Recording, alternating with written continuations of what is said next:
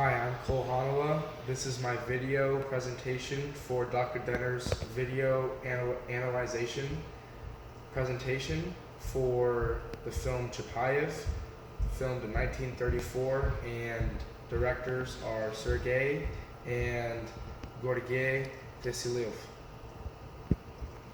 I'll press play whenever.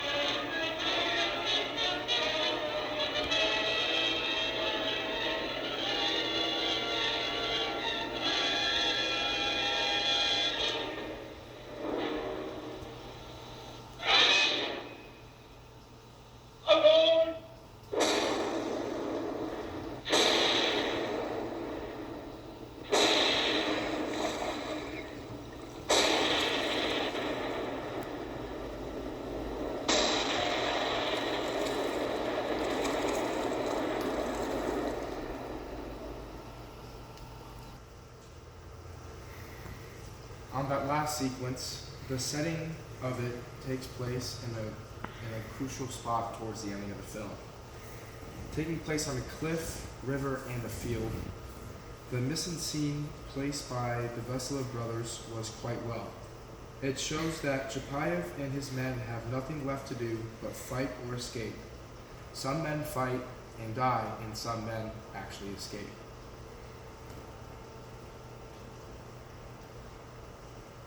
Including Petka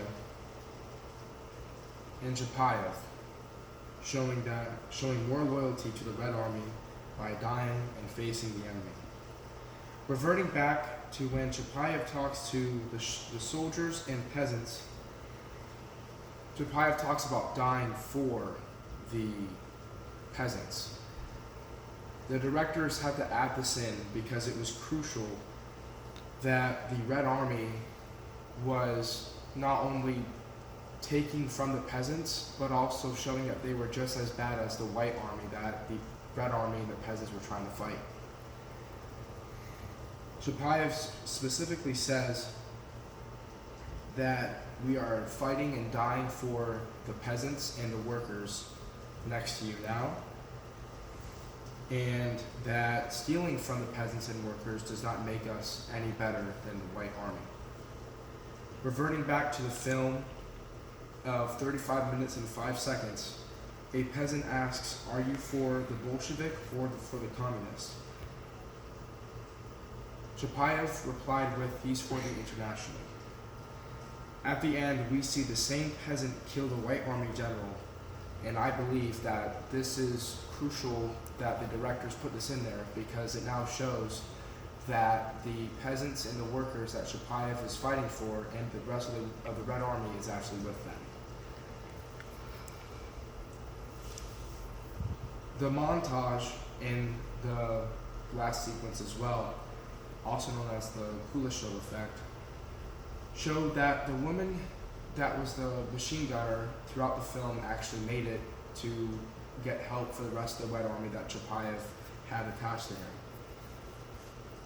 Although Chapayev and his men are now dead, the audience may have thought this battle was over had this montage not occurred before. With the help of the woman, the reinforcements are known to arrive by the audience, giving hope to the viewers. When Chapayev and his men died, the directors wanted to show that an army of Reds were still fighting and were going to finish this division off of the Whites. Chapayev says, "You won't get me," as he's being shot at by a machine gun swimming across the river.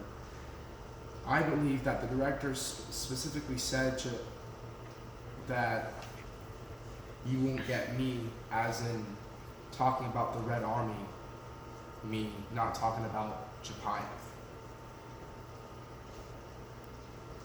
Another reference is in the time slot of 1 hour and 4 minutes. There's a possibility of a foreshadowing of the end about a poster when in the first big battle the Whites actually beat the Reds. However, in this end, the Reds actually beat the Whites. The film Chapayev depicts movement of masses as heroism. The Vasilyevs saw that in order to make a good dramatic film, they would need to focus on the characters and the pace of the film's action. Using lots of great camera movements, there was more pans and long shots than anything else. This allowed for a better film to be made and a better representation of the actual Soviet Union film industry. The directors used axes of movement in a very clear way, in such that there was not a very big split up in sound, and you could visibly, it was clearly visible that the film was in sync with the sound. And that is crucial in the Soviet Union film industry, as sound is now being brought out into more films and more cinema. Also in sound film, keeping tempo was crucial, and keeping the camera on multiple speakers at the same time helped with the film in the overall general.